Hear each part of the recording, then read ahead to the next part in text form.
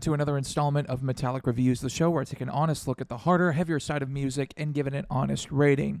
Apologies for the small delay in getting this video out.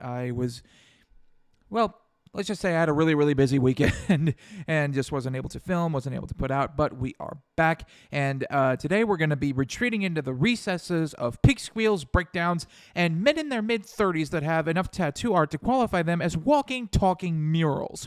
Yep, it's deathcore time around here. Today we'll be diving into the Pittsburgh collective Signs of the Swarm and their new album Amongst the Low and Empty, out July 28th on Century Media.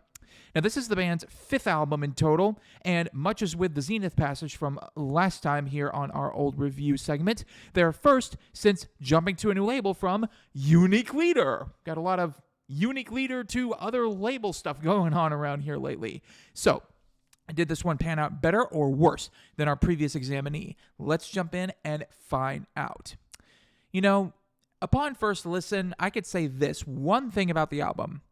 It's definitely a deathcore album. There's no compromise here. It's got all the chugs, the choppy guitars, breakdowns, and heavy, somewhat monochromatic drumming that fans of this type of thing enjoy.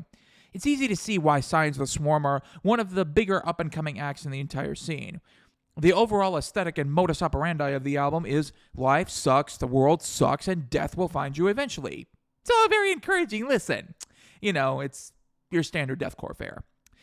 But that's kind of what drags the album down for me, and I'll get more into that here in a little bit. I've heard bands like Suicide Silence and Chelsea Grin do all this before, and in some ways, do it a lot better.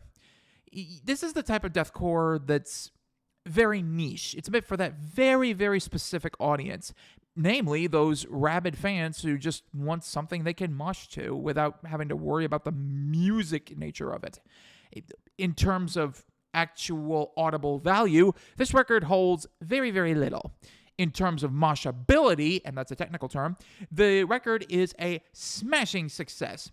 You won't find dynamics or intense musical theory here. In its place is an absolute wrecking ball out to destroy anything and everything in its path. The fang-toothed head of this viperous conglomerate is one David Simonek, whose vocals fall somewhere between Phil Bozeman's typical growl, Travis Ryan's insane high-pitched screams, and the thickest of death metal's sludgier output. Now, aside from Simonek's incredible vocal performance, there are very few things about this album that I actually found enjoyable. I'm just going to be honest. This is not a very good record. It falls into that new trend in deathcore where everyone seems to be trying to do Pain Remains Part 2. Granted, this particular band actually has a connection with Lorna Shore, as their former vocalist, CJ McCreery, is now the vocalist for Lorna Shore and did vocals on Pain Remains. All the same, this is very much current-era deathcore with tinges of symphonic here and there that's kind of run through a paint-by-numbers filter. Many of the songs on here just feel tossed together without a second thought.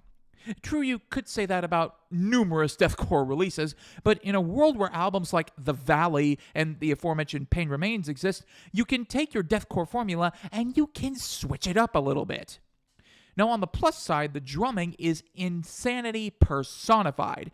Bobby Crow is all over the kit, giving one of the most frenetic yet tightly controlled performances of the year. Some of the stuff feels genuinely computerized, and yeah, I'm willing to accept if some of it is enhanced. However, the tech death fiends would be very proud of what Crow does here. It's raw, it's aggressive, and it creates the perfect rocky floor for the guitars to bludgeon each other over. A truly outstanding stuff from this particular Skinsman. Unfortunately, the rest of the album just doesn't measure up.